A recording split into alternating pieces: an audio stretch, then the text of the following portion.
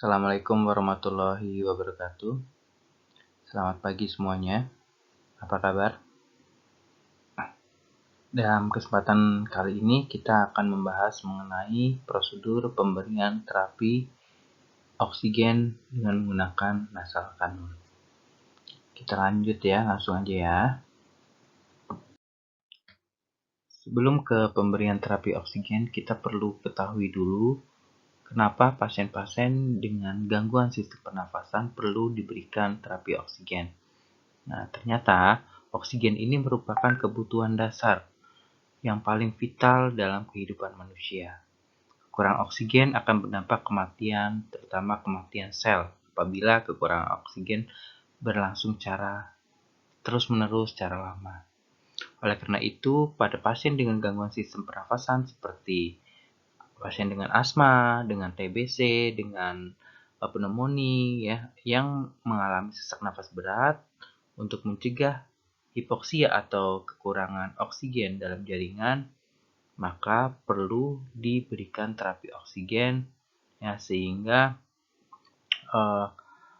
oksigen ini dapat tercukupi untuk memenuhi kebutuhan metabolisme sel-sel tersebut.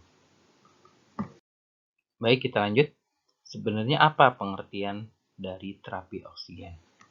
Nah, terapi oksigen sendiri merupakan salah satu tindakan untuk meningkatkan tekanan oksigen pada saat inspirasi, pada saat pasien menghirup udara.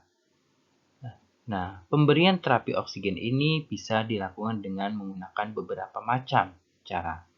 Yang pertama, dengan menggunakan nasal kanul, seperti gambar yang paling bawah di sebelah kanan. Ya, kemudian bisa juga menggunakan simple mask, seperti gambar sebelahnya, sebelah paling bawah sebelah kiri, ya. Kemudian bisa menggunakan rebreathing mask, ya, seperti gambar yang paling atas sebelah kiri. Ini ada kantong, merupakan reservoir bag, ya. Ini untuk menampung oksigen. Nah, pada rebreathing mask, oksigen bergabung atau bercampur dengan CO2 pada saat pasien ekspirasi mengeluarkan CO2, ini akan bercampur di reservoir sehingga terhirup kembali pada saat inspirasi. Sedangkan pada non-rebreathing mask, ini ada katupnya. Katup ini mencegah udara yang CO2 yang keluar pada saat ekspirasi, ya, masuk ke dalam kantong sini. Jadi oksigen yang dihirup pasien murni oksigen, bukan lagi bercampur dengan CO2. Kita lanjut ya. Tentunya dalam pemberian terapi oksigen kita mempunyai tujuan. Nah, adapun tujuannya yang pertama yaitu mempertahankan dan meningkatkan oksigen yang adekuat di jaringan, terutama pada pasien-pasien yang mengalami sesak nafas hebat, ya, gangguan sistem pernafasan.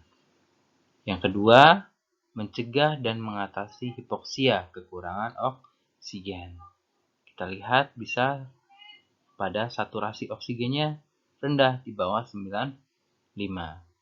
Dan tanda-tandanya apa yang hipoksia itu? Kita bisa lihat bibirnya, ya, kebiruan, atau mungkin pada ujung-ujung jari, ya, kebiruan juga, sehingga perlu diberikan terapi oksigen.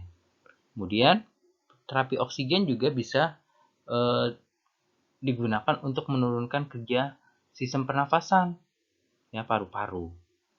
Pasien sesak nafas berat, ya, kita berikan oksigen, ya, sesaknya berkurang. Kemudian selain sistem paru-paru, sistem kerja dari sistem kardiovaskular juga bisa berkurang setelah diberikan terapi oksigen.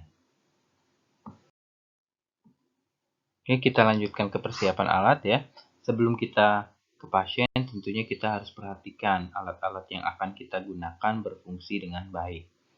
Ya. Dalam pemberian terapi oksigen, alat-alat yang kita harus siapkan yang pertama adalah tabung oksigen.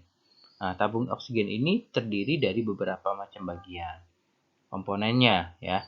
Terutama ada regulator oksigen. Nah, regulator ini terdiri dari ada manometer,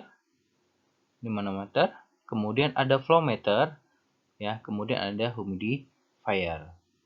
Nah, humidifier ini harus diisi cairan air ya, bisa air steril atau aqua bides atau NaCl ya, yang pasti tidak melebihi batas dari water level sini ya. Kemudian alat berikutnya yang kita siapkan adalah nasal kanulnya. Pemilihannya sesuai dengan ukurannya ya. Kalau anak-anak pakailah yang ukuran anak-anak. Kemudian plester dan gunting ini jika dibutuhkan. Setelah kita menyiapkan alat dan memastikan alat berfungsi dengan baik ya, kita lanjutkan ke tahap prainteraksi, tahap di mana kita belum ke pasien ya, menyiapkan diri kita sebagai perawat. Yang pertama yang kita lakukan adalah melakukan program pengecekan terapi. Apakah benar pasien ini akan diberikan terapi oksigen? Lihat namanya siapa, nomor medical recordnya, dan tanggal lahirnya. Kita lihat statusnya kembali. Kemudian jangan lupa mencuci tangan dengan 6 langkah cuci tangan. Dan kita bawa alat-alat yang kita sudah siapkan ke dekat pasien. Setelah kita melakukan tahap prainteraksi, kita lanjutkan ke tahap orientasi, di mana kita sudah mulai bertemu dengan pasien, sudah mulai touch dengan pasien. Yang pertama kita lakukan adalah memberikan salam sebagai pendekatan terapeutik. Ya, ucapkan salam dengan senyum dan dengan sentuhan terapeutik. Kemudian kita jelaskan tujuan dan prosedur tindakan kepada keluarga ataupun pasien, supaya pada saat kita berikan terapi oksigen, pasien tidak kaget dan dapat bekerja sama dengan kita. Kemudian pasien mengetahui apa yang akan dilakukan. Kemudian kita menanyakan persetujuan pasien apakah mau dilakukan tindakan pemberian terapi oksigen atau tidak. Setelah kita melakukan tahap orientasi, kita lanjutkan ke tahap kerja.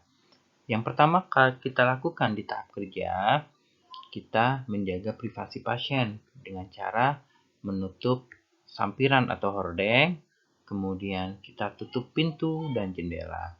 Kemudian yang kedua, kita memastikan tabung berisi oksigen ya, tidak kosong. Sebenarnya juga sudah kita lakukan di tahap persiapan alat ya, tapi di tahap ini kita lihat kembali ya. Kemudian kita isi humidifier dengan menggunakan cairan aqua bides sesuai dengan batas ya, tidak melebihi batas ya. Kemudian menyambungkan selang binasal oksigen dengan humidifier. Setelah itu kita atur posisi pasiennya dengan posisi semipolar. Setelah kita berikan posisi semipolar atau ke humidifier dan kita buka flow meter dengan polar yang sesuai dengan kita buka flow meter pasien ya dengan cara memutar ya, karena ini menggunakan kanul binasal, kanul nasal ya, kita cukup memberikan oksigen 1-6 liter saja. Tidak boleh melebihi dari 6 liter karena akan mengiritasi lapisan dari hidung pasien ya. Dan sebelum kita pasang kanulnya, kita pastikan ada aliran udara atau tidak dengan cara mendekatkan nasal kanulnya ke punggung tangan kita. Kita rasakan ada nggak udara yang alirannya di situ. Setelah itu kita pasang kanul pada hidung pasien dengan hati-hati tentunya ya. Tentunya dengan komunikasi yang baik antara kita ke pasien, komunikasi terapeutiknya. Kemudian memperhatikan reaksi dan menanyakan respon pasien bagaimana setelah diberikan terapi oksigen. Apakah sesaknya berkurang ataukah sakit dadanya berkurang, ya kita tanyakan respon pasiennya bagaimana. Kemudian kita rapikan, ya, jangan sampai terlalu kencang, ya, atau mungkin terlalu kendor. Setelah kita selesai melakukan tahap kerja, kita lanjutkan ke tahap terminasi, ya. Tahap terminasi yang kita lakukan, yang pertama kita lakukan evaluasi tindakan yang kita sudah lakukan.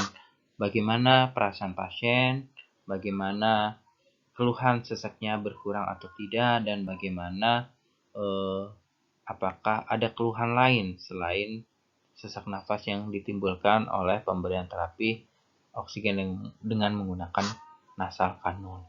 Kemudian kita berpamitan dengan pasien, ya, dan kita menjelaskan kontrak yang akan datang lagi.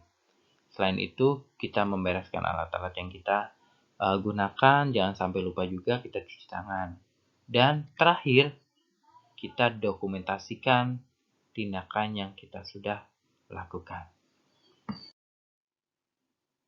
Demikian prosedur tindakan pemberian terapi oksigen dengan menggunakan nasal kanul. Mudah-mudahan bermanfaat buat kita semua. Kurang lebihnya mohon maaf. Wassalamualaikum warahmatullahi wabarakatuh.